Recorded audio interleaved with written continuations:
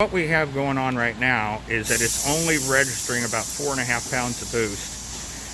So we're trying to figure out what happened to the boost.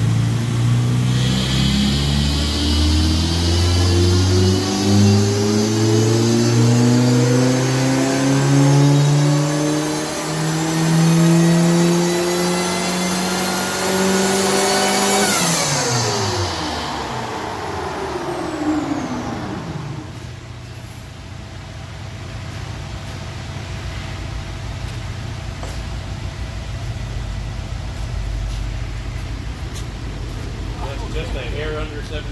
Oh, damn, that's getting better. Yeah. Look how fast that torque So the butterfly that I added is causing a restriction. Well, it's a hell of a lot noisier.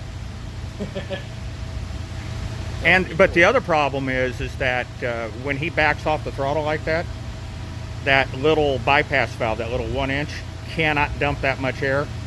And I'll see boost spikes at the bottom. There's a second gauge down there that's in front of the butterfly. Hell, it'll hit 20 pounds.